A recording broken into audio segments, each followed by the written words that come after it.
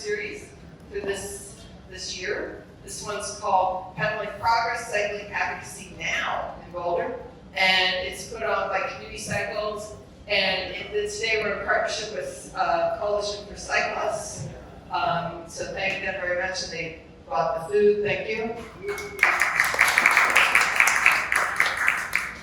So we have Natalie Stiffler, who's the Director of Transportation for the city, Jordan Trout, who's with PeopleForBikes, and John Simmerman, who does a lot of bike films. And there's probably a better explanation of all you people. And Lynn Guissinger is going to be a moderator. She's our RTD rep, and she is also the wife of Leslie, who are building a state director. We'll discuss politics, policy, and possibilities. Their experience, enthusiasm, guarantees, and inspiring conversations as we work together for more sustainable and equitable mobility. So thank you all for being here. We have a few members of TAB. Thanks for being here. The bathrooms are right here. Please silence your phone. This whole series is sponsored by Miracle. And we want to give special thanks to Miracle Corporation for sponsoring the event. Miracle is a Boulder company which has supplied mirrors and bells to the bicycle industry for over 40 years. Your bell is probably made by them. And that's all that I have to say. I'm going to hand it off to Lynn. Thank you, Sue.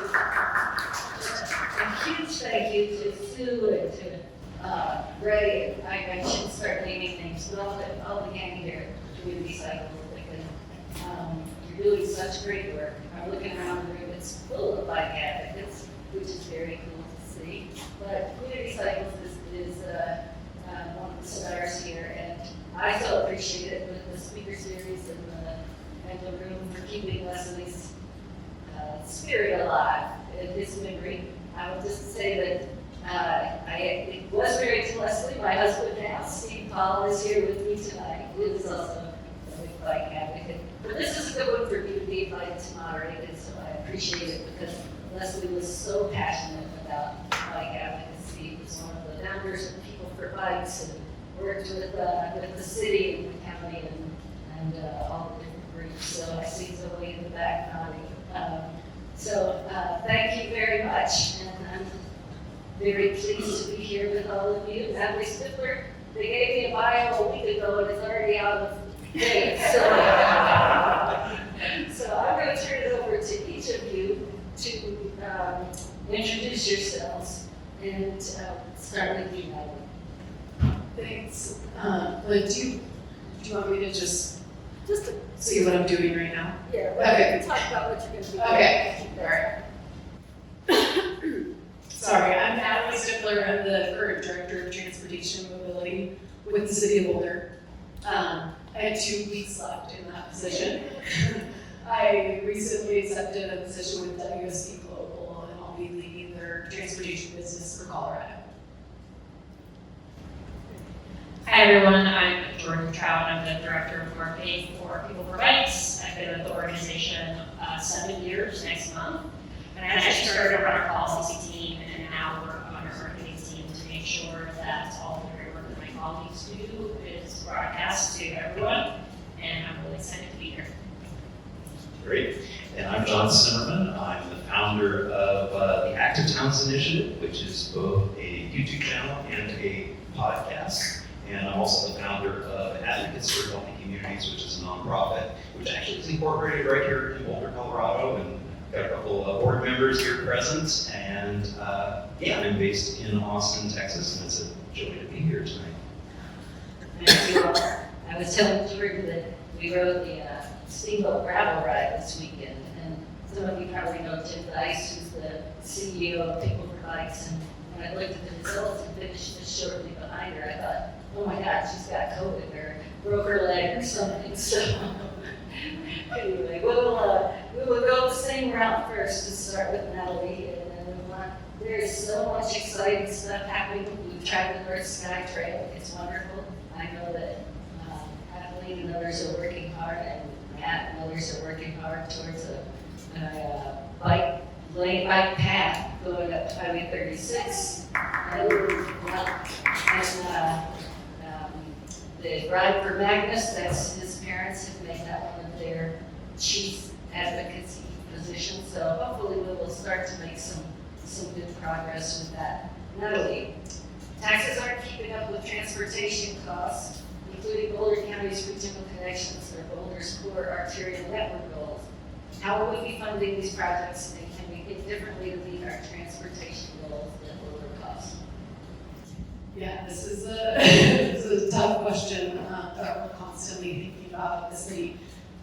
So just for everybody's kind of like level setting, I think around funding for transportation in the city of Boulder, we currently have a dedicated funding source for the city of Boulder transportation, not unlike the county. And there continues to be, our sales tax revenue was flat, and we've been seeing that for probably the last decade. And really since COVID in 2020, but even before that, we have seen increasing costs to actually maintain and build our system. And most recently, we're seeing about 30 to 40% increase in construction and labor costs. And when sales and use tax stays flat year after year, you kind of know what that means, right? Your purchasing power is much less. So that's been a problem, really. I mean, Kathleen Rackey for Boulder County, she was formerly with the city, and that it was the story then, many years ago. And it just continues to be an exacerbating issue for us. And so we really have to take advantage of the limited dollars we have. And the way that we're doing that right now is, and this is not unlike many cities, I talk to my colleagues in California and the East Coast, all across the country, and we just have to leverage the dollars we have more efficiently. And one of the ways that we've been doing that the last few years in the city of Boulder is we've been, as we go to maintain our pavement, basically, it's called the Pavement Management Program, we look to ways to, at the same time, make improvements to the system. We call it mobility enhancement. So it's a mobility enhancement program on top of our pavement management program. And then we try to leverage the dollars to basically make improvements to the pavement and also kind of in cost-effective ways and low-cost ways make improvements, safety improvements. But that only gets you so far. So the core arterial network, that's calling for really protected infrastructure that costs much more than just paint posts. And so we really need more funding to be able to deliver that vision. And one of the ways that we've done that recently is on the baseline corridor. In fact, there was a baseline open house tonight that my team is at. And we are, for phase one, you can see what we've done on phase one out there today. And we were able to use limited local dollars to make those improvements. And then we went after Dr. Cog regional funding for the phase two enhancements, and we have about $3 million to finish that project.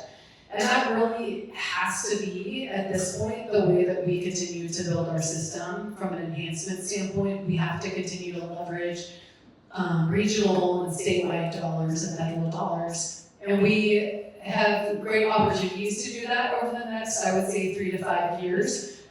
We've secured some dollars through Dr. Cog for the next 3 to 5 years, and we also secured the Safe Streets and Roads for All federal infrastructure grant of about 23 million, and that will help us implement the Visions or Action Plan and the core arterial network.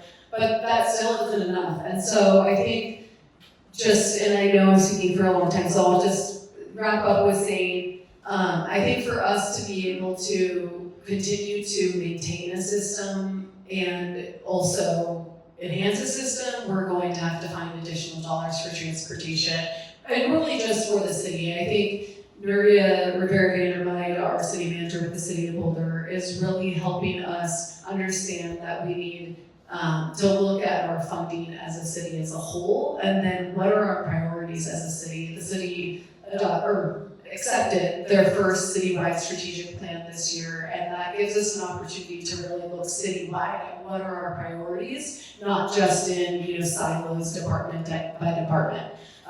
So I think over the next couple of years, our city council and the community are going to have really interesting and hard and exciting conversations about how can we fund our priorities, and what's it gonna take to do that. Great, thanks. We'll just come down the line here, Jordan Trout. Jordan, can you talk a bit about what PeopleForBikes does, and specifically what we might see in Boulder as a result of it? Yeah, absolutely. So PeopleForBikes was founded in 1999. We just had our 25th anniversary as an organization called Bikes Belong, and it was really about, also founded by Leslie, one of our core 10 founders, to make biking better for everyone. It was bike companies who really wanted to make sure that, biking, yes, as a business, was healthy and preserved, but it's grown from that. And so today, our mission is to make the U.S. the best place in the world to ride a bike. And our number one way to do that is through infrastructure. And so one of the ways that you're going to see that here in Boulder, and we'll talk about a little bit later in the program, is really around infrastructure that makes every cyclist safe, so all ages and abilities. And we are working on this every day. We have a number of great programs like the City Ratings program, which we will also talk about, as well as our great bike infrastructure project that we'll talk about. But federal funding is huge, and I'm excited to talk about that in my next question. Great. John, you travel the world looking at innovative projects, sharing them. What have you seen that could have application here, and what have we done here that looks good to the rest of the world? I feel a little bit jet lagged as a matter of fact. I just got back from 60 days in Europe. I'm quite privileged to be in a situation where I am able to travel around and document some of the success stories of the organizations, the cities, the administrations that are out there. And I think one of the key things that is happening right now around the world is an effort to try to create more people-oriented places, more cities that are built around people. They're not really talking about for bikes, they're really talking about for people. And so when you look at the fast movers that are out there, whether it be Paris or some of the others that are really making some of the headlines, especially like with the school streets programs, you will start to notice that the dialogue has kind of changed. And in fact, you even see it in a place like Los Angeles. The Streets for All initiative that took place, and the Healthy Streets initiative, ballot initiative that was resoundingly approved by 60 or 70% of the electorate is huge. And so really that's kind of the main thing that I'm seeing is that the dialogue is starting to change. It's not about bikes per se and cyclists per se. It's about creating a more vibrant, healthy quality of life for everyone.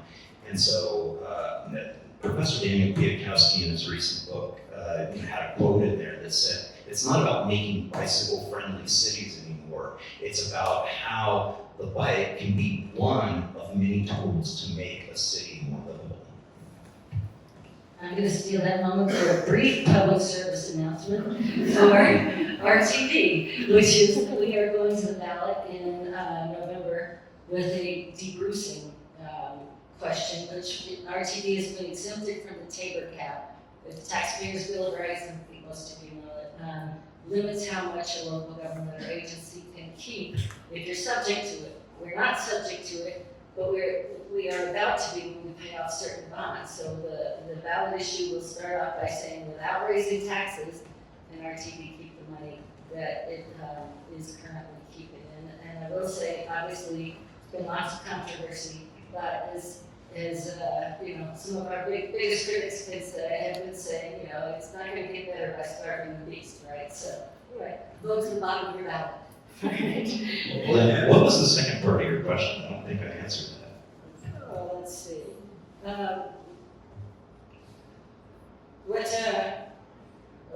What Carter intersection would you recommend for implementation? I think it actually was something to do with what do I see here that I talk about elsewhere. Okay, yeah. Sorry about that. Without a doubt, when I sing praises of what is going on here in Boulder, it is actually the off-street network of pathways that's in place. It really is what has established Boulder internationally, worldwide. There are more underpasses here in the off-street network than I've seen anywhere else in the world. So globally, Boulder, you may not know because you're fish in water, but you are definitely leading the way globally. When I'm in Trout in the Netherlands, they're applying that same sort of concept. Instead of bringing people walking and biking into an intersection, they are looking at ways, can we do a safe and inviting, well-lit, cheerful underpass? And so absolutely, that's one of the most stellar things that the city of Boulder is doing. And I was delighted to have that opportunity just a couple days ago to film the new underpass at 30th in Colorado. Great, thanks. Hopefully we videotaping the bikeway going north on 36 soon. Jordan, we'll go back to you. Your 2024 city ratings. Boulder is now 94th out of 2,579 global cities and 34th in the U.S. How'd that happen? We want to get back in the top 10. How do we do that? Well, I took notes because my colleague, who I know is much smarter than me, this is actually her program, and I feel free to represent her. But so you are correct. Boulder is 94th out of 2,300 U.S. cities, and then just over 2,500 global cities.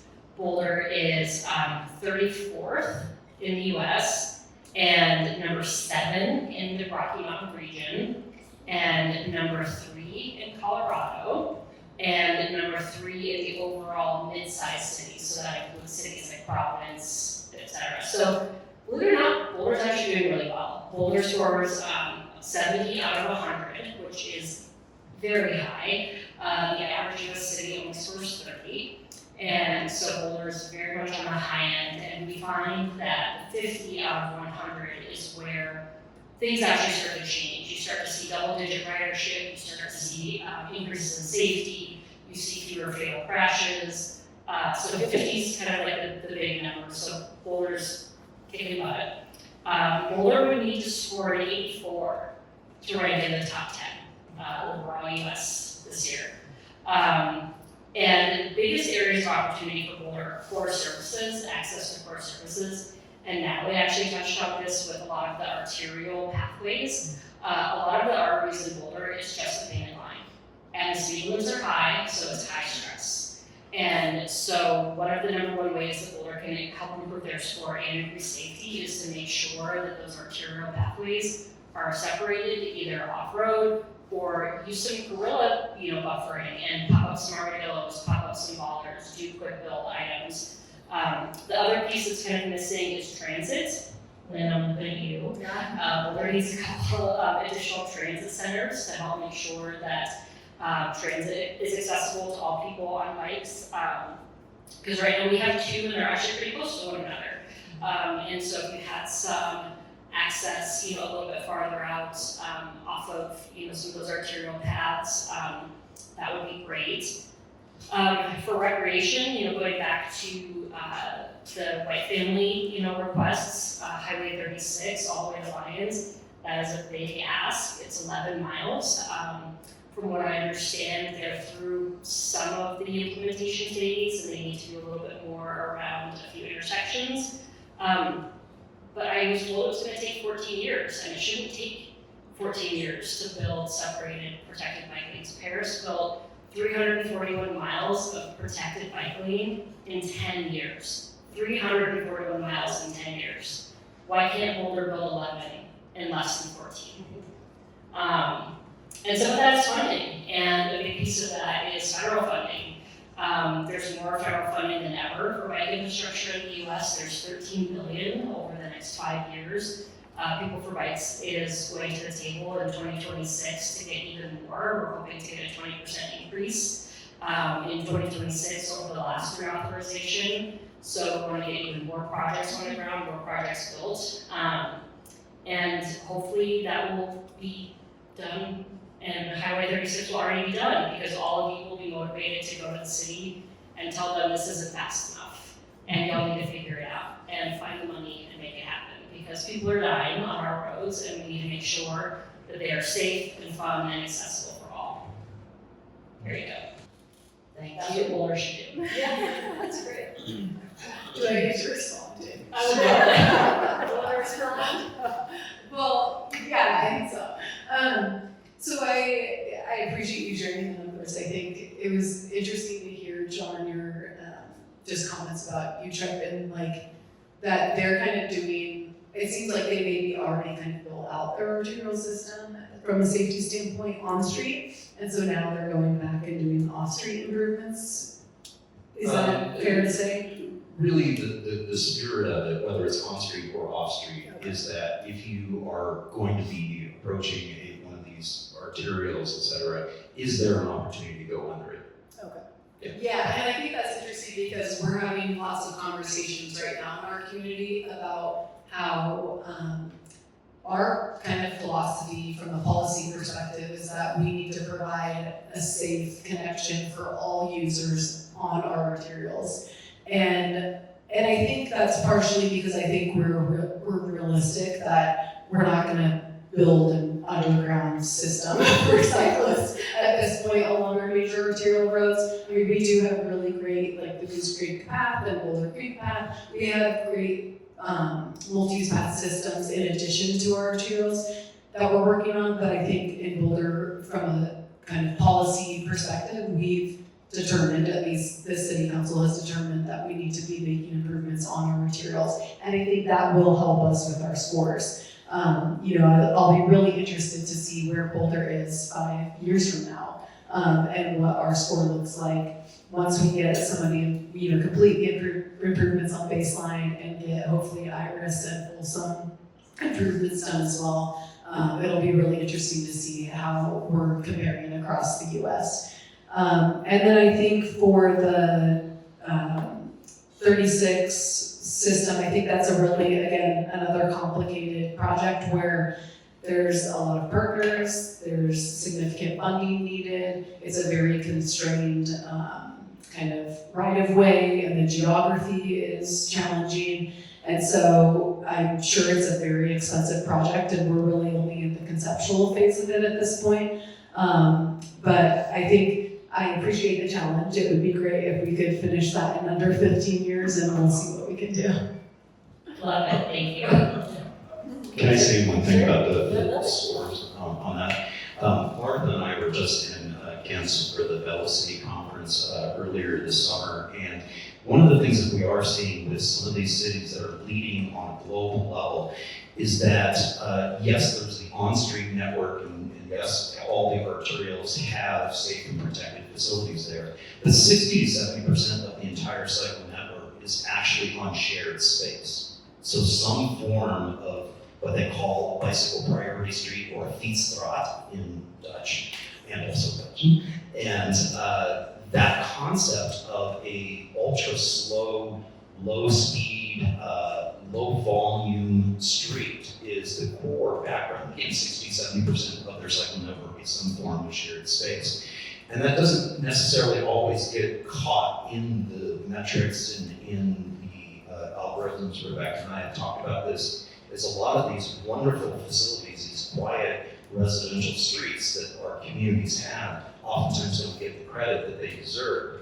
But at the same time, we as cities here in North America could be learning something about trying to make those streets even more accessible and comfortable. So from all ages and abilities perspective, I've got a couple of mothers out here, they would say, yeah, no, I feel comfortable with my children on these streets because of the low volume and the low speeds. So it's a great opportunity for all cities in North America to do a better job of getting that embraced in their cycle network, and that'll help drive those scores up. Yeah, absolutely, John. And I would also plug going to the bicycle network analysis webpage on our site. So you can see all of the high stress versus low stress streets in Boulder and all of the cities we rate and city rating system. And you can overlay hospitals, you can overlay dentists, you can overlay pharmacies and kind of core services, so you can see where the access points are limited. And I did that before coming here today, and it's like, oh yeah, if you were trying to bike to the dentist, it would be not fun to do so in Boulder. And so that's one of, as I said, Boulder is doing very well comparatively speaking, so everybody should pat themselves on the back. You know, this is a bike town for sure. But do that, in the communities where your friends and family live, and let them know, can you bike to the dentist if you need to? I can bike to my eye doctor, which is great, but not everybody can, and we're trying to make that more realistic for more people. That's great. I love the conversation here. Natalie, you sort of answered the next question, but I want to see if you have anything to add. What challenges do you see with sort of the current approach, the current department, and what changes would you like to see to help us achieve more faster? Yeah, I think I did kind of get into it a little bit. Funding is definitely our biggest challenge, I think, as a city, I'll say, beyond transportation. I think we have made a lot of strides in the last few years around how we're just trying to be more efficient with the work that we're doing. And I'll say a little bit more, I guess, about the funding challenges. So in 2029, I believe, is when a portion of the transportation fund, the dedicated sales tax, will expire and go back to the city's general fund. And this is why it's super important that the city is looking at, citywide strategic priorities and also a long-term financial strategy as a city and opportunities for where will the city of Boulder continue to seek funding and fund priorities and improvements to all services and systems in the city, including transportation. And so that work the city council will be doing that over the next couple of years, and that'll be a really good place for the community to plug in and make sure that what's most important is being addressed through different funding strategies or funding mechanisms, and then making sure to continue to stay involved in the city of Boulder's conversations around what the priorities are for city council, because that's where the money goes. And so being a part of those conversations is super important. Great, thanks. John, you talked some about the city and innovations that you've seen that in the city that you would recommend elsewhere. What about in the county? And thinking partially the city rankings and that one of the things that at least I used to hear is access to mountain biking is one thing, but overall generally in the county, what have you seen and that's looking good and that needs more improvement? Well, as a former resident of unincorporated Boulder County out in the Niwot area, one of the biggest strengths that we have throughout all of Boulder County is access to our trails and pathways, and certainly being able to get out onto some of the quieter country roads. That being said, one of our biggest challenges at the countywide level is, kind of like what we're talking about with that opportunity along the Highway 36 trail. Majority of that's going to be way outside of the city limits of Boulder, so it's not going to be something that falls on the city's shoulders necessarily. So now you're starting to look at county issues, state funding, things of that nature. Lots of opportunity at the county-wide level. One of the things that I do see from around the globe are just that, are these off-street network of pathways that connect village to village, city to city. And these are tremendous activity assets and economic assets for these regions. You just look at the Eurovelo network of cycle network that they have in place. It's seen as a strategic advantage because it brings people in from a tourism perspective to be able to ride on these facilities. So I think it's a wonderful opportunity. I could really see a tremendous network, and it sounds like there is quite a bit of work heading in that direction. We also have the Highway 119 diagonal path that is in the works now as well. So tremendous opportunities yet. Right, the bikeway that will go in down through the middle of the right of way on 119. We just finished the funding for that with the last, I think, 25 million, and very exciting. I think it's going to start construction this year, right? This fall. Yeah, that's fabulous. And how long will that one take? Construction shouldn't, what is it, 2 years? 2 years is what it is. So Most of the work's been done because it was raising money over the course of time, but it took so long. So That's great. Natalie, I'm going to ask you, we talked about how people can get involved, and you mentioned ways to plug in. One thing that happens, of course, is when there's a controversial project. And like, for instance, Iris, jump in and talk about it. Talk about some of the- Yeah, I think that's where I was thinking of Iris, and it's easy to get involved when you're not happy about something. And so when I was thinking about the city priorities and city funding, I think it's kind of hard. That's like the boring stuff. People don't really want to go out there and talk to city council or staff about those projects or things that we're working on. So right now, yes, with the Iris Avenue Transportation Improvement Project, that's part of the Core Arterial Network and initiative that City Council made a priority back in 2022.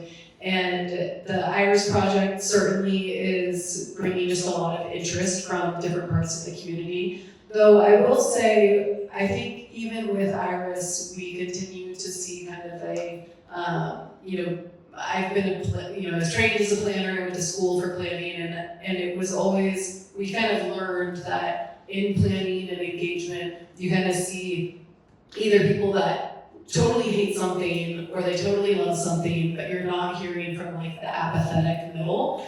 And I think that's super important. Like, honestly, as I talk to council members, I try to remind them of that there are a lot of people in this community that are somewhere in the middle and they're just not hearing from them. And to just keep that in mind, because they'll need to make a policy decision here coming up in September. Just for awareness, the kind of process is Iris will go to City Council in September, and it will be up to them to accept the staff recommendation or tell us otherwise. And so I think it's important to just continue to remind ourselves that there are a lot of people that are kind of apathetic about it, and it won't, the sky isn't going to fall if we make changes on Iris that are better for every user of the system. And I have a plug there too. People should definitely work with Bicycle Colorado and PeopleForBikes. We do action alerts, and so we're more than happy to send gazillions of emails to your city council people to say we want this thing, and so you have access to those advocacy resources at your fingertips as well. So if you don't know that, come talk to me, and I'll make sure you get set up with that. That's great, thanks. And I see that Pete Piccolo, the executive director of Bicycle Colorado, is here as well. I know I was looking for that this time. Like I said, we have a lot of good advocates in the room. So, Jordan, I believe you started your biking as a downtown Boulder commuter early on, and the question is, can you talk about some of the challenges and successes we've had as an urban biker, and how that relates to your work now? Yeah, absolutely. I actually started as a downtown Denver bike commuter. I was living in Capitol Hill in Denver and commuting downtown to work at my retail job. And it was quite the adventure every single day. And I rode my bike because parking downtown was $30 a day. And I had maybe two nickels to rub together. I was literally poor, but I didn't have a bike. And it was really fascinating because in the time that I was commuting from Capitol Hill to Larimer Street in Denver, the 15th Street protected bikeway went in on the left-hand side. And so that was like a little bit of a learning curve.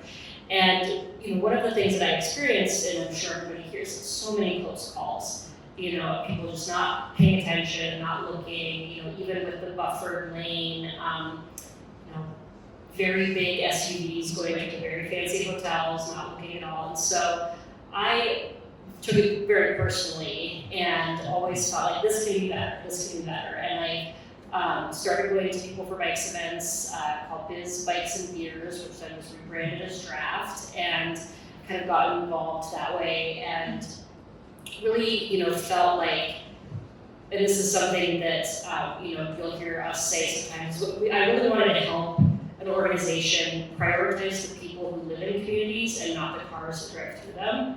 And I think John has spoken to that a little bit. I think work of transit and work of city planners all goes into that. That cities are for people, they're not for cars. Why are we spending gazillions of dollars funding, storing these like gas boxes? Yes, I do drive. I would prefer not to if I didn't have to. And biking downtown Denver to and from work every day got me there, because even though it was kind of sketchy, it gave me 35 minutes just to myself, to think and to bike and to be ready for the day. And, on a beautiful September afternoon, biking home, that was like the best feeling in the world. And I was, human again after dealing with retail, once I got home. So that was when I started into bike advocacy, was that biking downtown. That's great, thanks. John, I think we've kind of covered what the last question is here, but we've got so much experience all over the world. What would you want us to know? I think the key thing is, and this kind of taps into my background in disease prevention, health promotion, looking at the psychology of behavior change. When we are seeing cities and regions being successful around the world, they're really bridging some of these key things that we're talking about. Natalie is talking about the fact that when something comes up, you've got your advocates at one side, you've got your opposition at the far other side, but the majority of the people are somewhere in between. And so whatever we can do to grow our internet, earlier I mentioned the program in Los Angeles, Streets for All, there's something in that name when you realize it. What we're trying to do is really make our tent as broad and wide as we can. Then that really helps from that standpoint of trying to really embrace everybody. And from a behavior change perspective, that's really, really important, because the last thing we want to be able to, or the last thing we want to do if we want to be successful, is to create enemies and have this be sort of a us versus them, two tribes battling against each other. That works against our purposes, which is we want to create a more livable, lovable community for everyone. And so whatever we can do in our efforts to really embrace that concept, the term I use all the time on the channel is creating an environment that's appropriate for all ages and abilities. And you really let that sink in, and you realize, oh, we are literally talking about for everyone. And I think that it helps us too when we also have imagery and visuals that incorporate that. In other words, when we have a picture of somebody on an adaptive cycle or a wheelchair using a protected bike lane or a priority cycle priority street or feet stride, a shared street owner type of situation, that makes, I think, a big difference, is trying to tone down the rhetoric and the wedge issues and us versus them, and trying to incorporate everybody.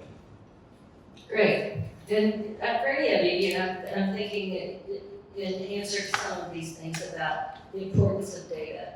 And I was riding last week with someone, a friend who I stopped and went through the red light as we were allowed to do, and she said, "Oh, don't do that. That's gonna, piss people off." And probably does from time to time. And I was able to say, but that's the data say that this is the safe way to do it, right? And I think Iris is probably another good example of that, where people, the road diet. But throw this out to all of you to discuss. What's the role? Can you give some examples of how we use data to say Streets for All and to get some quick projects? Yeah, I'm happy to start with that. I think, John, just what you said really resonated with me, because we, at the beginning, when we started to think about Iris just as a concept and initiating the project within the department, we spent a lot of time talking about how it was really important that it was a conversation about safety for all, or a better environment for all. I remember really early on sitting down with Sue, maybe she'll remember this conversation, and we just really had to make it clear that we could not start the conversation from like an us versus them place. And I think we've done everything we possibly can to do that. And also naturally, some people just go there still. And so we try to just constantly bring it back to, it really is about safety improvements for everybody using the space. And I think that's helped, it's not perfect, but I think it's helped. And from the data perspective, I think, again, data is so important, and but it's never going to be perfect. So I think that's the a really interesting challenge I think about these types of projects is we are doing our best to really have a conversation and that isn't full of an us versus them kind of rhetoric, and it's really about improvements for everybody. And we're really trying to also make sure we think of every piece of data that everybody could want. And still, at the end of the day, there's going to be folks that are going to make it us versus them, and there's still going to be, some pieces of data you didn't think about or you missed, right? So, and so I say that just to, at some level, we all just have to kind of accept that there's going to be those moments, and also what we're trying to accomplish is so important, and we have to keep moving forward, I guess. But from a data perspective, I think for the city, I'll say we did a really good job in developing our safe streets report. All these different acronyms. The Safe Streets report, and our most recent Safe Streets report really did a good job of just drilling down to kind of the major issues that we're seeing on our materials, and that's our touchstone. We're able to go back to those data points to help people understand why these projects are so important. And that's been critical. I think if we didn't have those data points, we would not be where we are currently, and we don't even have a project approved yet, but hoping that we do get a project approved, I think when that night comes, we'll be able to say it was largely because of the data that we had from the beginning. Great. And I want to add as well, we think about this all the time, the messaging piece of the data, and PeopleForBikes for a long time have struggled going back and forth of talking about fatalities because we don't want people to not bike because they don't think it's safe. But we also want to recognize that there are some inherent dangers, unfortunately. And some former colleagues, who are now with Zoe, as I'm sure everybody knows, at City Thread, have really leaned into, that bike infrastructure is the #1 way to keep people safe, because it makes bikes predictable. It makes, everybody's got a place on the road, from, cars to transit to bikes to pedestrians to, adaptive, users, all of the above. And so that's been really helpful for us. And then that challenge is then taking that data, about crashes and plugging that into, here's why we know, or here's how we know that infrastructure is going to keep people safe. And here's the data point to back it up. And so it's a combination. It's a combination of the hard numbers, stats of I think something 64% of crashes are reduced on streets with bike lanes, between cars and cyclists. And that's a big number, and that's a number to celebrate, that when you put a bike lane on a street, crashes and serious injuries reduce 60+%. That's a big deal. And also, how do we get people who will never ever ride a bike to care? And a lot of that is, how about you get us out of your way?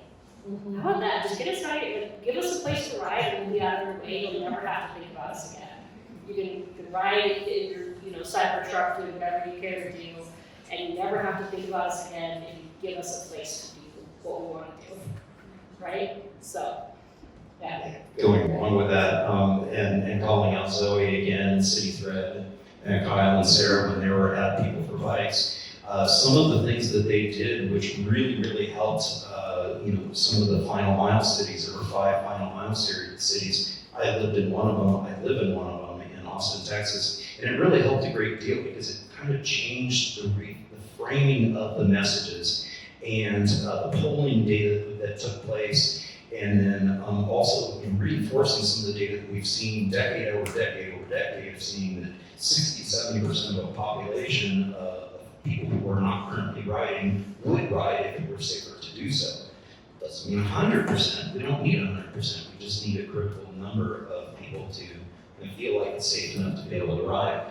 And it paid off in droves. Our 2020 bond, which was a $720 million bond, passed at nearly 70% of the populace. And so we are able to build out our Dutch-inspired high comfort network there in the city of Austin, in part because we did a better job of framing the message and getting that PR out there, and then also doing a good job of that polling data and collecting good data. Yeah, Austin built 31 miles of protected bike lanes in 3 years. From now.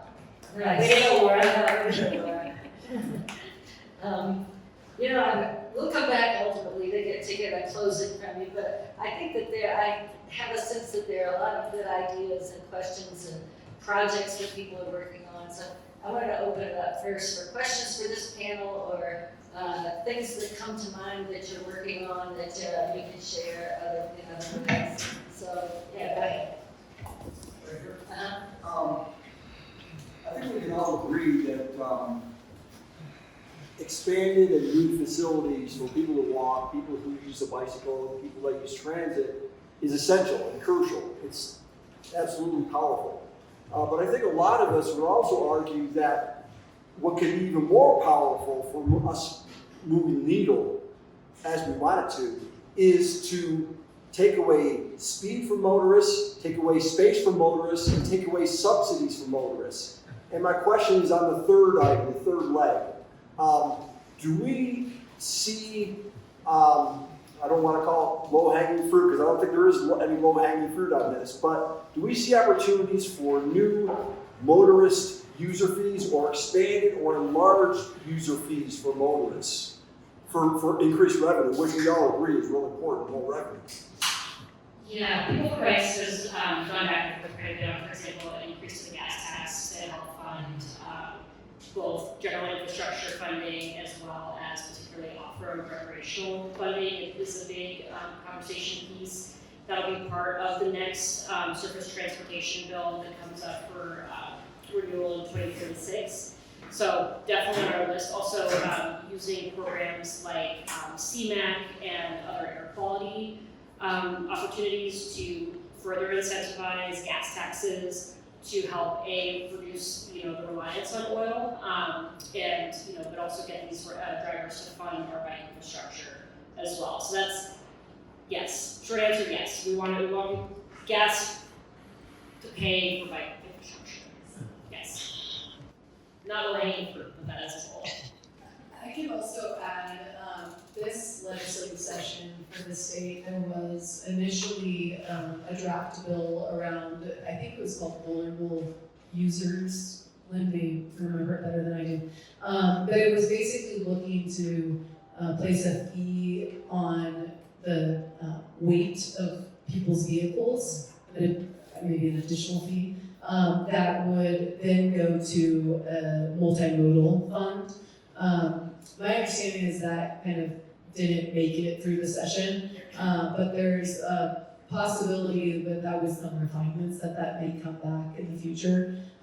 So I think there's a lot of interest, honestly, in looking at other, maybe not so much in the state of Colorado so far, but we're hearing, I think we're starting to see things move in that direction. And I think within, a number of years, we'll see more like we saw this legislative session. I don't know, Lynn, if you remember. No, but I know he does. He does the whole You pretty much nailed it. It was Senate Bill 195, it would levy a fee on new vehicles at registration based on vehicle size and weight.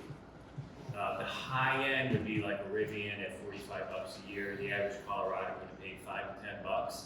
In the 12 most populous counties, with an opt-in because there were counties who wanted to participate in the bill, never made it out of committee. There wasn't an appetite for any increased fee. The governor wasn't a fan of any really increased fee.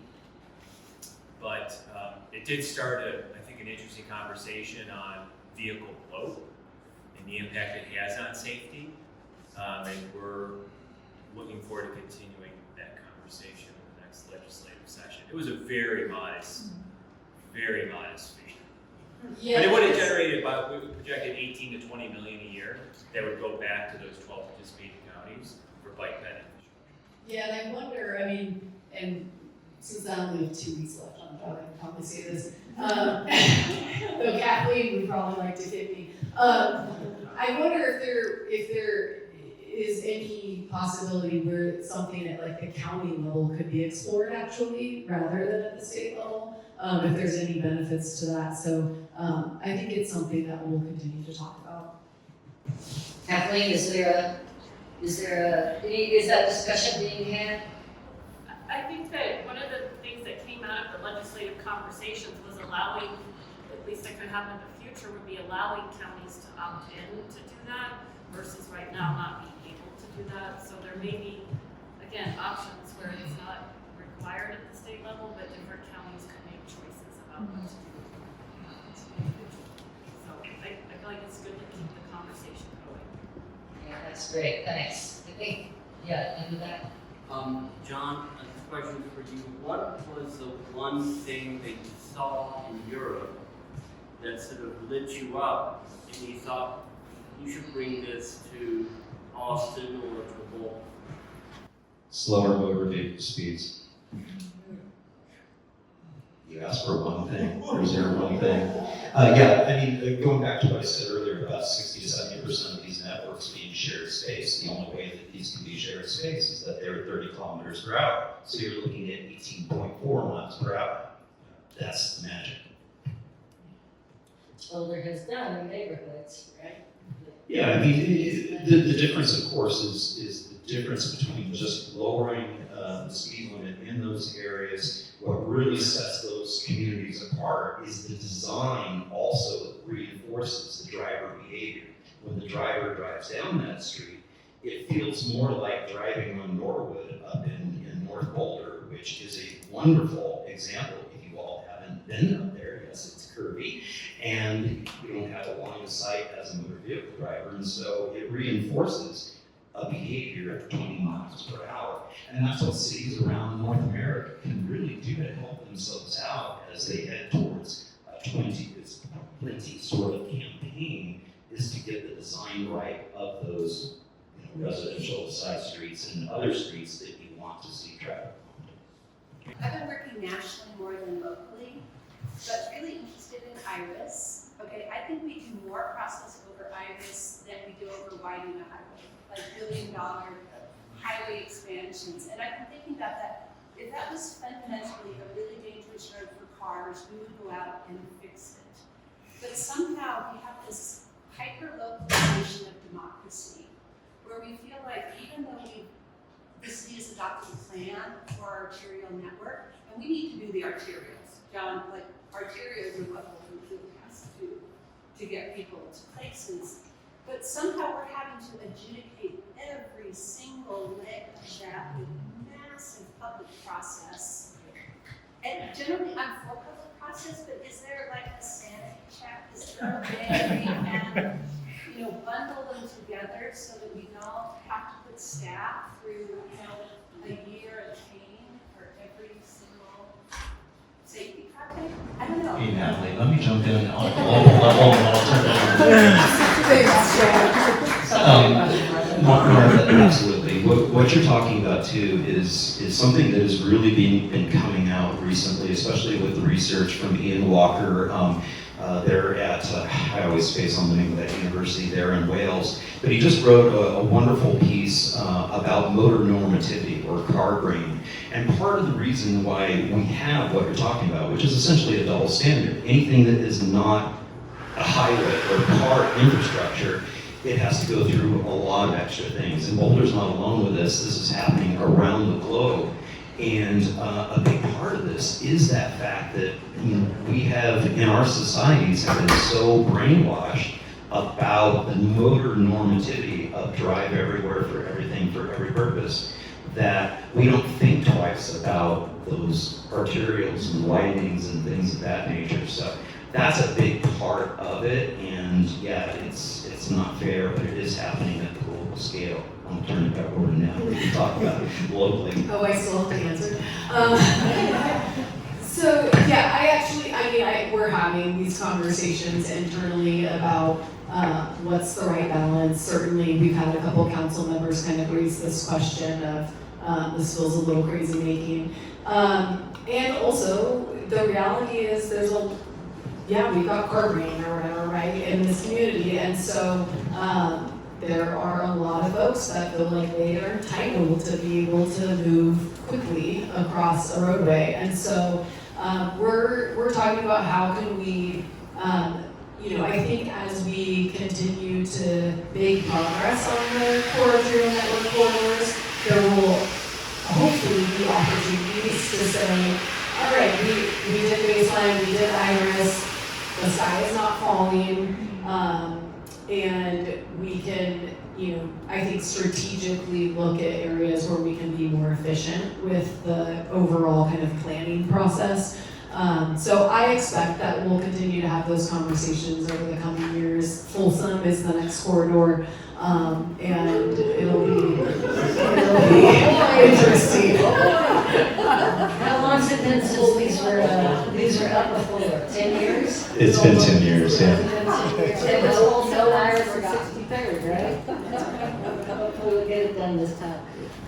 First of all, thank you for being in charge of the department for the last several years, and really, I think, turning it around and increasing the morale and getting a lot of projects on the ground in a pretty short amount of time. Thanks. So, thanks for that. I appreciate your comments you made earlier about the issue of stovepiping of the different departments and how things that one department is doing that could feed on transportation are not being taken advantage of. And I think that's really important, especially with planning and development services.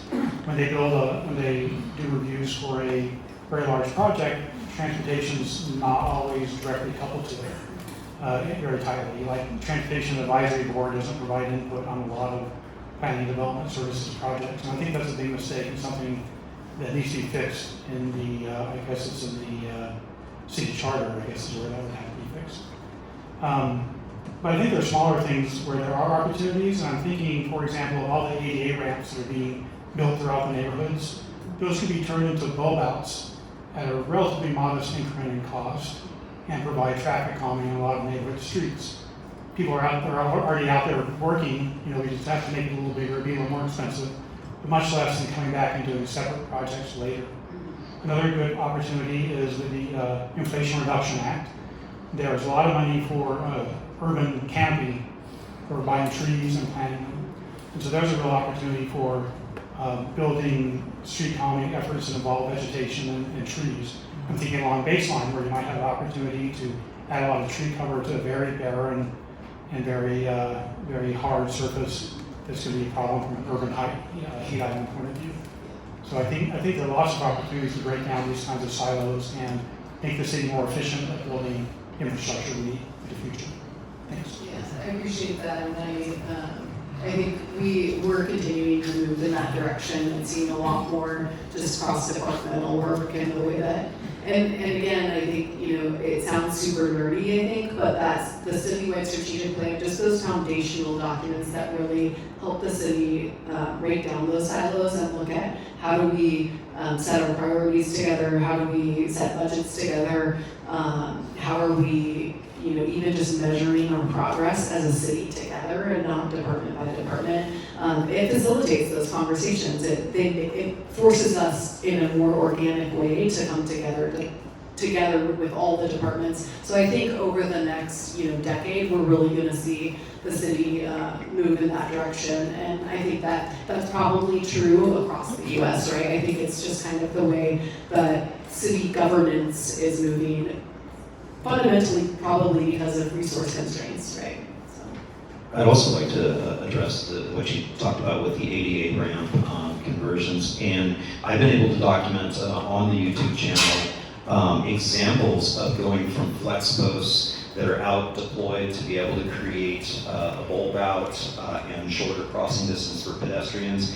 And then when the money is available to go in and do that ADA ramp improvement, then they've gone ahead. They know they got their concrete crew there. They've already had the flex posts in place for maybe as much as a year to get the motor vehicle drivers, retrained. Okay, this is a sharper corner now. You need to slow down, and then be able to make that permanent. So you have a situation where you go from an interim treatment with lighter, quicker treatment materials to a permanent infrastructure application. So that's one of the things that I try to do with the channel is document the success stories that are out there.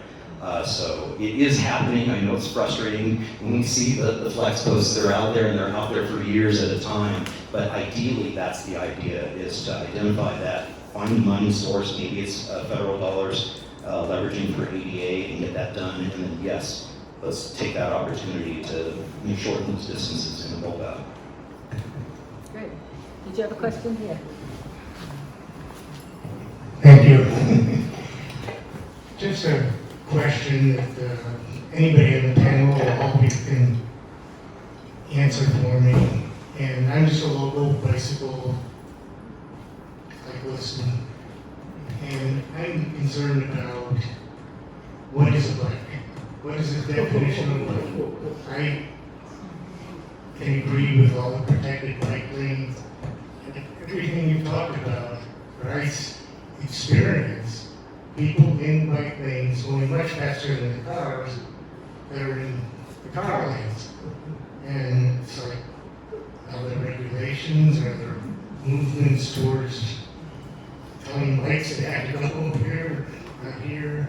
So it's like, what is the definition of bike and what's being thought about? The level of electric bikes. Can I start at the Boulder level? All right, so I'm going to turn it over to Jordan because PeopleForBikes, I know, is working on this at the legislative level nationally, but globally, they're dealing with the exact same things. So, like for instance, in the Netherlands, they call them fat bikes, the bikes with the big tires and their throttle. They're going very, very fast. A lot of 11-year-olds are on them, and it's very, very scary. And they're going very fast. Yeah, and sometimes I'm doing that too. But yes, it is a challenge, it is a problem, especially when we're dealing with the speed.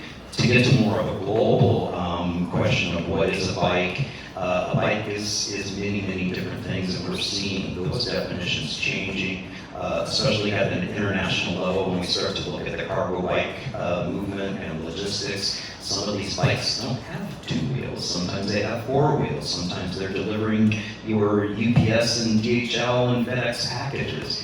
And so one of the things that they're seeing globally is the need for even wider cycling infrastructure, because suddenly we've got 2 wheels, 3 wheels, 4 wheels, cargo bikes with lots of kids in them and all of that. So your question is very, very relevant. What is a bike? And now I'm going to turn it over to Jordan, because we have to deal with the real elephant in the room, which is the past e-bikes. I spend all day long thinking about what a bike is. So in the state of Colorado, Colorado has adopted the 3-class system, and so we recognize that there's a class 1, which is pedal assist up to 20 miles an hour, is a bike and can go most places that analog bikes can go. A class 2 also is pedal assist up to 20 miles an hour, but does have a throttle. And then a class 3 is pedal assist only up to 28 miles an hour. And you tend to see more of those on the cargo bike speed. Anything that goes faster than that is an out-of-class electric vehicle and does not belong in the bike lane. Enforcement, challenging. We also are not huge into seeing enforcement of bikes as a method to get more people on bikes, but it is something that we are thinking about constantly. Because when people do ride out-of-class electric vehicles on specific bike infrastructure, communities want to ban electric bikes. We're looking at it in Marion County in California, we've looked at it in Southern California, because there are roving bands of teenagers doing TikToks and wheelies on their bikes on multi-use paths with speed limits of 15 miles an hour. So yes, what a bike is a complex question. And also, to John's point, we want to make sure that bikes are adapted. We want to make sure that people of all ages and abilities, going back to that, have access to the amazing tool that is the bike, and that also includes the deliveristas and people who might be using bikes, to make money, and widening that infrastructure, making sure that there's separated, protected places, and also making sure that everyone understands the rules of the road. We also care about that. We care about trail etiquette. We're constantly working on education with retailers and salespeople to make sure that what they're selling is an e-bike, and that if parents are buying their teens e-bikes, that they understand that there's guidelines along with this. And we can't control everybody, but we're really going to try. That's the goal. The other thing I'll say too about what is a bike and what's occupying the cycle infrastructure there in Europe also has included motorbikes. And so for many, many years, the Vespas have been allowed on that infrastructure. It took the Netherlands 3-4 years to be able to actually pass a law to be able to give the cities the power to ban motorcycles, motor scooters, Vespas, from the bike lane. It's now up to each city, municipality to decide if they're going to do that. The reason why it took so long is because there was an appeal to the Dutch Supreme Court by many of the people who were riding them because they came from countries other than the Netherlands and said, you're discriminating against us because we're not Dutch. And so it became an equity issue, and it was really, really interesting to see how that they handled that. It is now in the law in Amsterdam and Interring. They are not supposed to be on there. There's a 2-tier system. They have either a blue or a yellow license plate on each of their motorbikes, which says this is too powerful, you must be in the motor vehicle travel lane, or this is not too powerful, but you must keep it below a certain level of speed, etc. And again, it's up to each municipality to decide whether they ban those motor scooters in the bike lanes. And so it's similar to what you're talking about, Bruce, it really was a speed issue and a weight differential issue on the safety in those lanes. So. Thank you, that's great. And Jordan, I assume that a lot of these are those little rad power bikes. And are those beyond category, I guess you would say? And what does that mean if it's not one of the class 2 or 3, but they're still So technically, most rad bikes are within the 1, 2, 3 class system. What we're finding is a lot of, Super 73, thank you, Martha, that's a great example of a What is brand. it? Super 73, they have pedals, but you can't really pedal them because the way that the saddle is set up, it's deeply uncomfortable. And they have, it has an app. And so theoretically, when they're sold, they max out at 28 miles an hour, but there's an app that you can download to increase the governor of the speed to 46 miles an hour. And some dad, I overheard, ask the salesperson, well, how do you keep the kids from doing it? And they're like, well, you just have the app on your phone. Like, that's gonna, stop them. Super 73 is an example of a brand. And this is something that we pay a lot of attention to, like I said, because of the issues of then all e-bikes, regardless of class, being banned in communities where they probably benefit from them, because e-bikes are a really wonderful car replacement. You can go quite a bit farther on an e-bike. You don't have to park it. There's not the same sort of infrastructure requirements for it. Obviously you're not burning gas, so you're, helping the environment. And we're super pro e-bike for that particular reason. And we recognize that out-of-class vehicles are a threat to what we're trying to accomplish. And that's why we developed the 3-class system. We've talked about adding kind of a 4th class that's above and beyond, but we don't want that. We want to we picked this for a reason. We feel like it's the best representation, and we are in 48 states recognized the 3-class system at this point in the United States, and we're working to get it Who's recognized. left? No, that's okay. Rhode Island. And I can't maybe. That's okay. Yeah. I think it's probably Rhode Island and Idaho. I think are the 2 states left. And we're also working to get it recognized at the CPSC level as well. So, and the goal is there is to see a Class 1 e-bike as the same thing as an analog e-bike, because you can go faster than 20 miles an hour on an analog bike if you care to. And we recognize them as a great tool to reducing congestion. And then Class 2 and 3, we work with cities, on an independent level to identify what paths and trails make sense, and then how do you build your systems to support enforcement of those types of bikes being on those paths and what those requirements might be. So with, number of riders on those paths, that sort of thing, help reduce incidents between pedestrians, other cyclists, and e-bike riders. Great, thanks. Ray? I think Boulder suffers from our infrastructure being ahead of the curve a little bit. And one example is Iris. With Iris, we talk about a road diet. People who live in Boulder haven't experienced a road diet. I mean, Folsom didn't really work. It was only that way for a couple of weeks. And so then you end up in these discussions about, a road diet's going to slow me down. No, it's not. Yes, it is. And people haven't experienced it, so they don't know what to expect. I live at 34th and Baseline, where they built all this beautiful, state-of-the-art, I'm sure, infrastructure, and my neighbors complain about it. Well, I used to be able to go in the right turn lane at Mohawk and just whip around that corner. Now I have to slow down and be careful. It's like, yeah, you do. That's the whole point. But, I'm a sales guy. I don't feel like these state-of-the-art facilities are being sold to the public. They're not being explained for what they are, which is, it's traffic engineering, it's science. And maybe Coalition for Cyclists, Community Cycles, sort of Keep Bicycle Colorado could do more to help explain some of the benefits of the infrastructure, because that way it's not the city explaining it. I feel like the city's been back on its heels for a decade, being defensive about the stuff that they're building because they get so much pushback from the public, and it seems like there should be a way to help people understand it more. There is a way. And this was going to be my closing comments anyways, is that what Boulder can do and what all cities can do that are striving to create a more livable community is to very much do that, is to get out there and educate as to what it really means to create a more livable community, including safer infrastructure that's out there. And you're absolutely right, it's difficult for a city to be able to do that.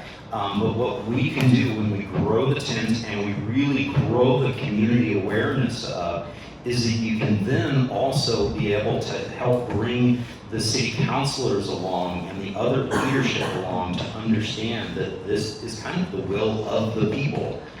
We talked about it earlier, is that when it comes down to an actual project and an open house, there's the advocates that are super aggressive and excited and really glad that this is moving forward, and then you got some people at the other far end that are going to be the haters, and haters are going to hate. It's that whole group in the middle that Natalie was talking about earlier, and that's what cities and communities and advocacy groups can do to help move that along, is grow that tent, grow the awareness. And it's one of the things that I talk about all the time on the channel, is that if we the people can really grow our crew, our group that is out there that understands all this stuff and really is able to get our numbers up, then it really helps give city council members the political will to be able to stand behind the projects. Because most of these projects, like Folsom, all that it really needed was to stay in place for at least a year.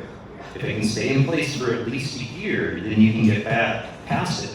But if you haven't gone through these, to your point, there haven't been very many truly lane construction projects in the Boulder area. I mean, Martha, you were around when 13th Street was done. We were able to get that in place, but no real long major ones like you're talking about.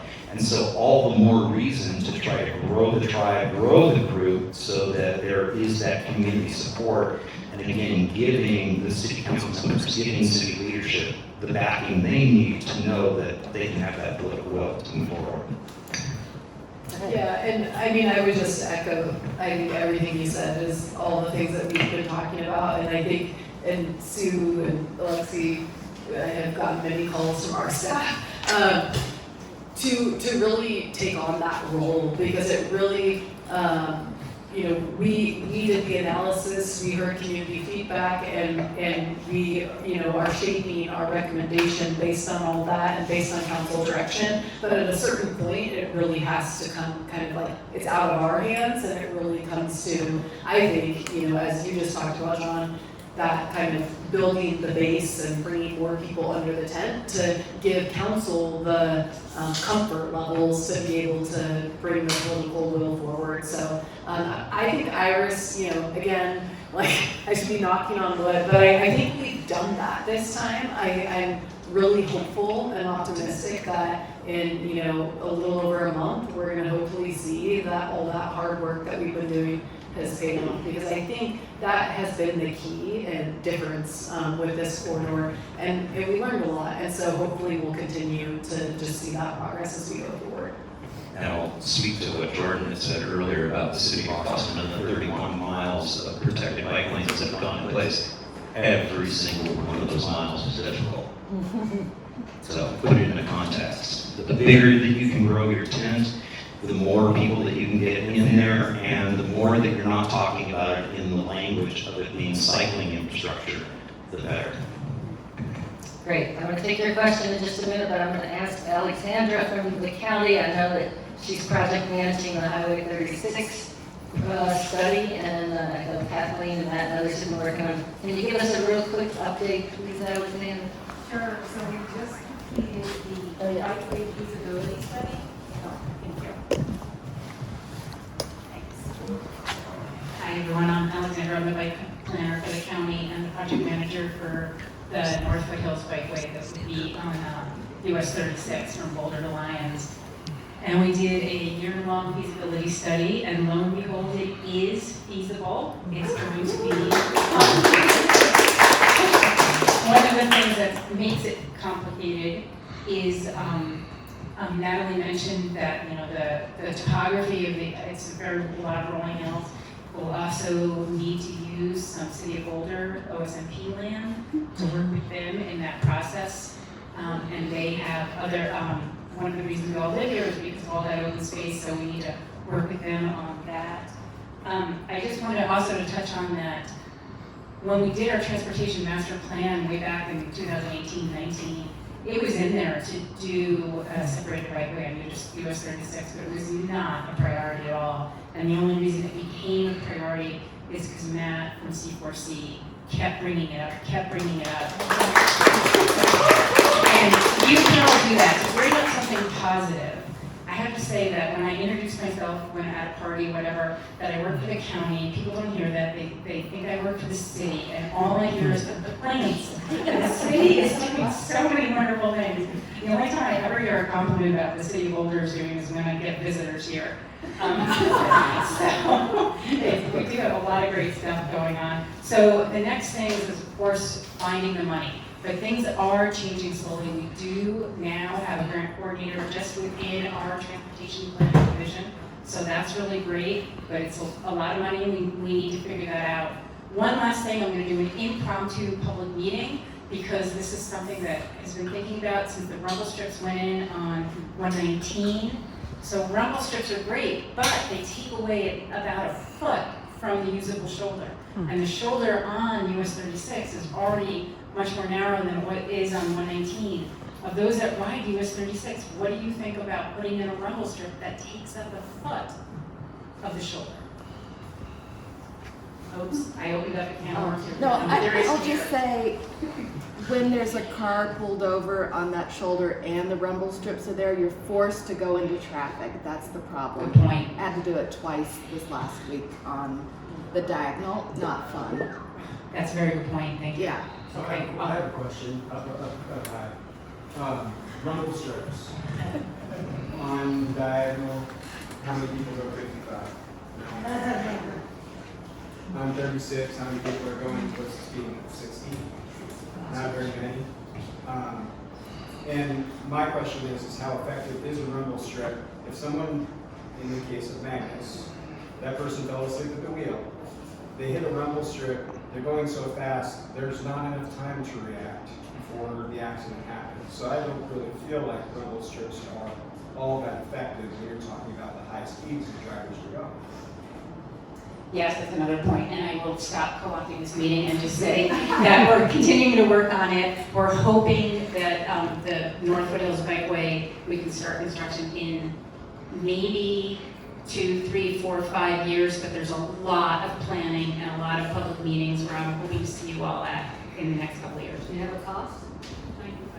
95 million, and that's not just the concrete that goes on the path, that's all the drainages, that's the bridges, that's all this other stuff that goes into it. There's a contingency fee too. Yeah. Because it's such a big project, you have to set aside a risk set aside. So it's more like 50 to 80 plus the just in case. Yeah, and I just want to add to that, and it goes to what you were mentioning earlier. Like, you know, the price is the price. A few years ago on 119, we didn't have 5 cents on that project. We raised $165 million in the last 5 years to get that project done. So the money is the money. We need to find it, and we need to get the work done because we can't afford not to. And it goes to your point about people don't question when a highway project is in the hundreds of millions and billions of dollars. People don't question that. But when a bike project starts to get up in that threshold, people start to question it.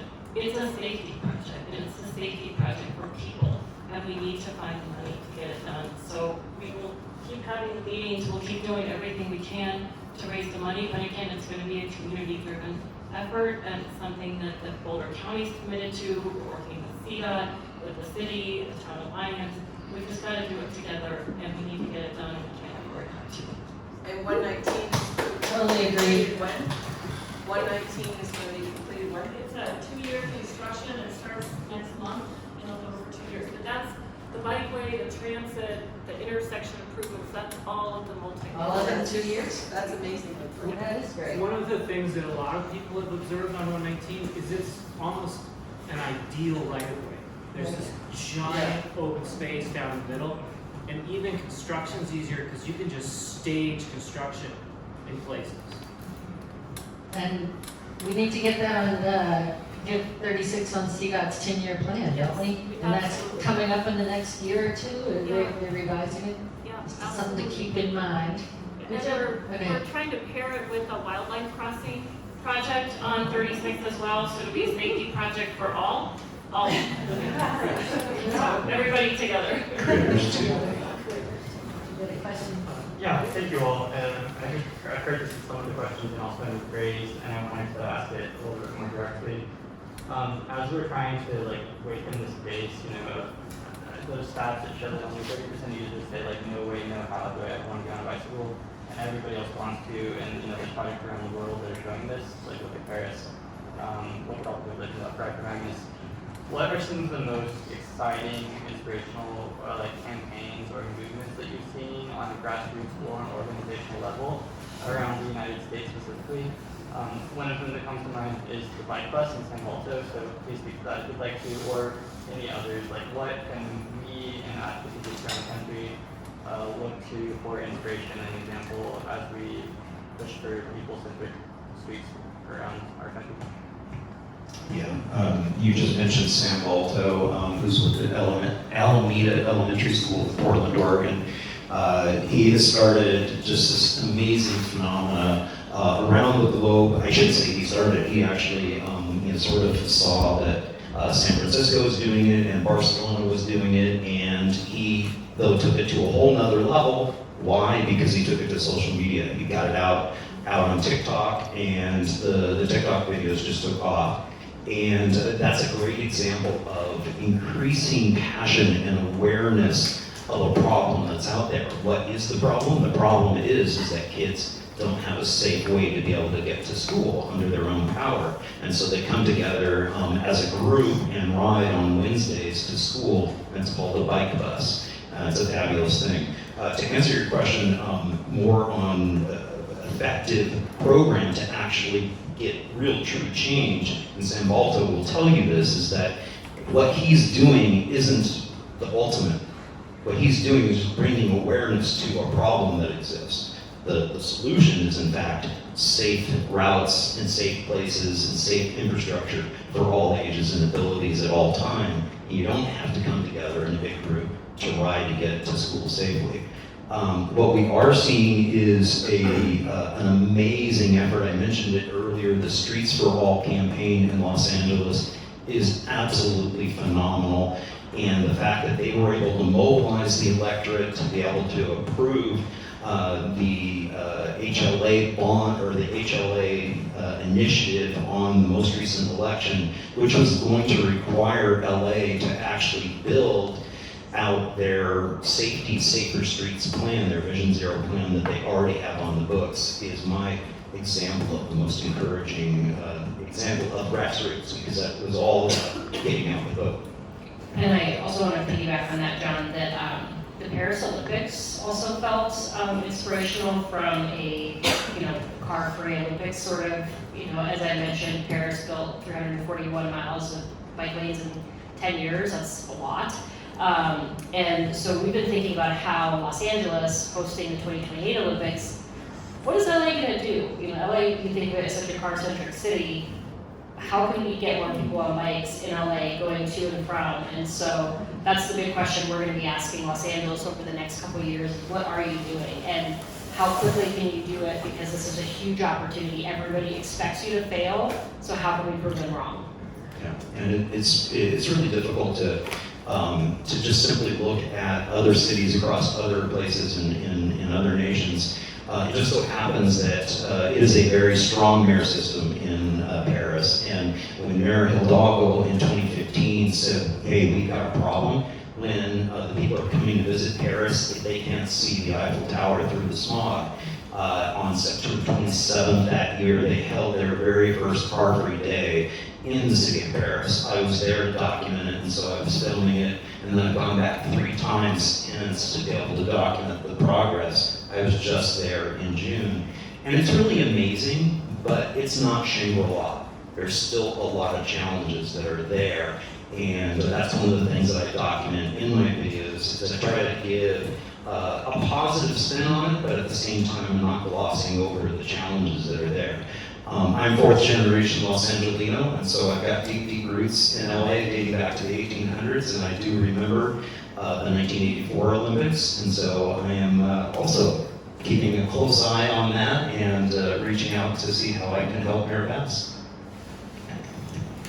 Great, I'm going to ask you all if you have any closing statements here in a second, but first I just want to say, I'll get your question, Pete, and thank you so much to Community Cycles for all that you do for this speaker series. Big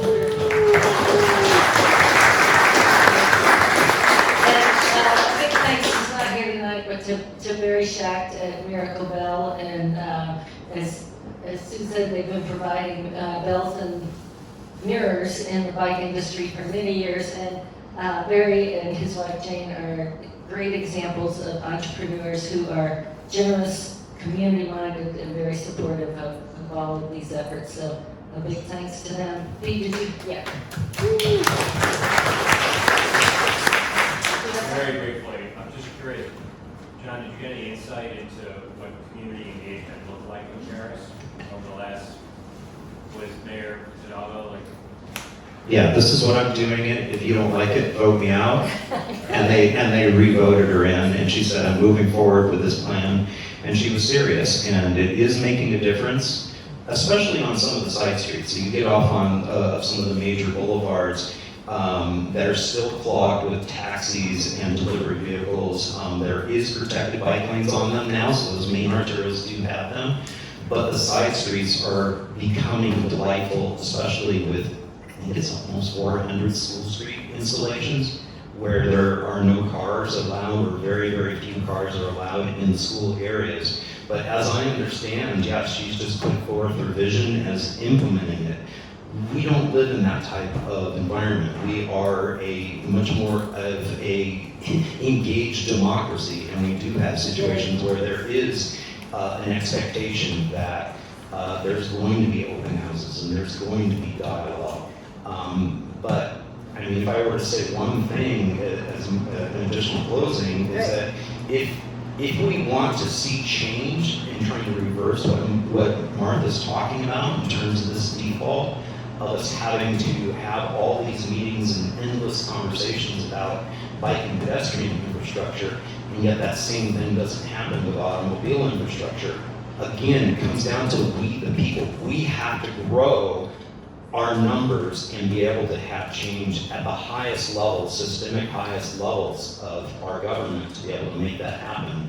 Grant Innes wrote a book called The Dark PR, and he talks about how the motor vehicle industry is still benefiting from enormous subsidies, to Dom's point earlier. And if we really want to see systematic changes, we have to start addressing the elephant in the room, is that there's corporate interests that are continuing to put forth and support the automobile industry first, foremost, and always. Thank you, and I think I'll just say, the ideas that we're talking about and a lot of what you just said, John, just reminds me like there's a long game that we're playing, right? And I know that that's so frustrating. I've had many conversations with our advocacy community about that, but it's a long game because the things that you were saying about building the tent and then really getting to kind of the problem, that's deeply buried in our society, it's systems change. And so I think that is, well, yes, there's room to do things that are quick and kind of the overnight solutions. It has to be paired with these very long game system change conversations. And I think that that's so important not to lose sight of. And I think that's kind of the future of the work in Boulder, so. It also can't be a right-left issue. You look at the countries that are having success, they can't even relate to our dichotomous right-left issue. George? Yeah, everything that they said. And one thing, to John's point is ridership is up 20% since 2019 and continues to be up. And that's a huge number. That's millions and millions of people who got on a bike for the first time, came back to the bike after a number of years, just started, for the very first time. And so we have something like 38 million Americans who we can bring into the fold. And so that's what we're trying to do, is to get those people to see their communities as connected places that deserve the same rights and infrastructure that vehicles do. And that's, the number one way that we're going to get all of these projects across the finish line is that united front, that united face for bikes, and that, goes to that funding perspective, raising money for, the project on 36, raising money to make sure that we're, cities are prioritizing this and seeing this as a real solution to their problems. Yes, I live in Denver. Denver has had a huge population boom. Denver was not prepared for the population boom. The traffic is crazy. It is bonkers, and the bike lanes have definitely alleviated some of that. But there's more that we can do, and there's more that we should do, and that's true here in Boulder as well. And so I would just say, if you see, I think we all do this already, but you see somebody on a bike that looks like they might be new, welcome them to the fold. Give them the old what's up, and I think we'll get there. I'm very, very, very optimistic over the next 10 years of what we can accomplish. And bike sales are flat right now, even though they're 20% up in terms of ridership. Where we are seeing numbers increase in terms of bike sales are in cargo bikes and electric assist bikes. And so we are seeing new people coming into the fold, including lots of parents. So this is a big thumbs up to that. More e-bikes were sold last year than any type of electric vehicle, cars, scooters, motorcycles, etc. That's great. Thank you all for all you're doing, and thank you so much to our panel. It was great.